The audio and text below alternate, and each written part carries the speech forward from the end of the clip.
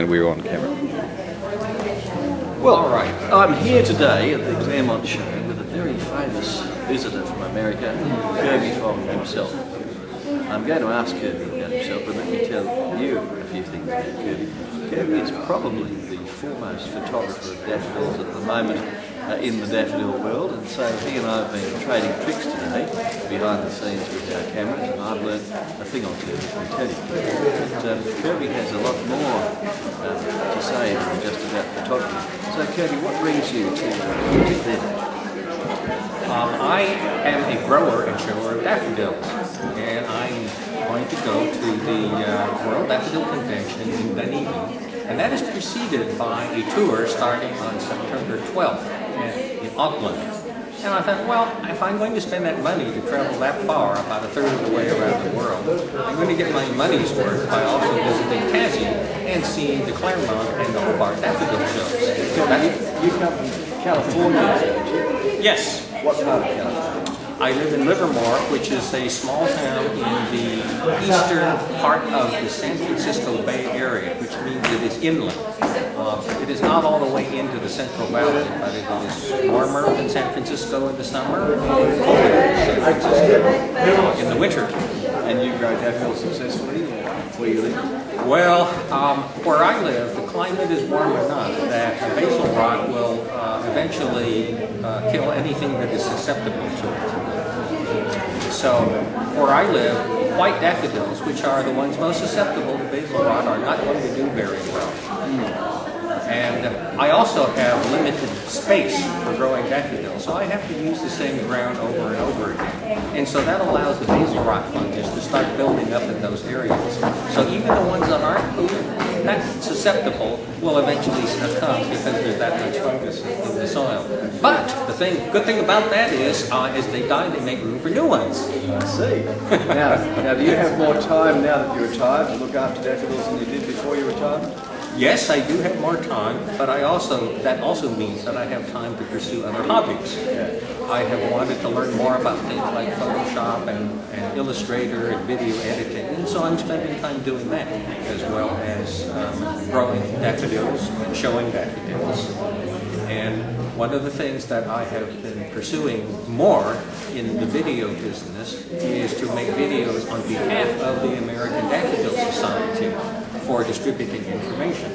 So I have very recently concluded a video on grooming and showing or staging daffodils.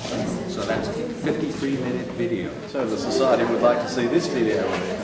Well, I don't know. You mean the one we're taking right now? That's right. Oh, I don't think so. Oh well, I'll ask them.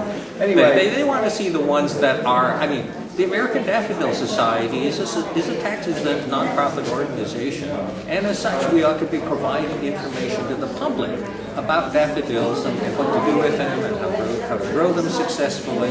And so I happen to be right now the media programs chairman of the American Daffodil Society, and so that fits in well with my interest in trying to make these presentations on behalf of the society available to the public. Now let me tell you that I've observed Kirby at this show methodically going through every bloom that could possibly be of any interest, particularly blooms whose names he's never heard of before, so that he can record them digitally and publish them on DAFC, which is the American network for publication of pictures and descriptions and names of daffodils. It's the digital equivalent, if you like, of the cultivar list which the English put out in the World Horticultural Society. But it's quite methodical. It goes from one to the other, whether it's an exhibition quality or not. He's interested in knowing what that looks like and disseminating it to the daffodil public in America. So you spent your life as a computer scientist, you're telling me. That's right. And he was trained as a mathematician. But weren't you involved in NASA, one of the NASA programs? Not NASA. One of the other U.S. government agencies, the Department of Energy, also has laboratories. And so I worked at two of those for my entire career. And that of course, means that taking up digital technology and computers for their offspring cameras is a second nature to you, Kirby. Well, the cameras were not part of it. The computers were. I was working for over 20 years with supercomputers for scientific computing. And Kirby, do you write for Daffodil journals as well as take photographs, or do you confine your activities to the obtaining visual data? Mostly the latter, the visual data. I mean, occasionally I'll write an article, but I guess I'm simply not observant enough to write show reports.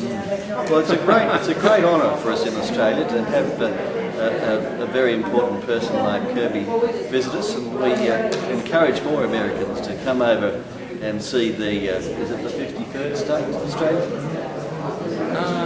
I think that's a sensitive issue.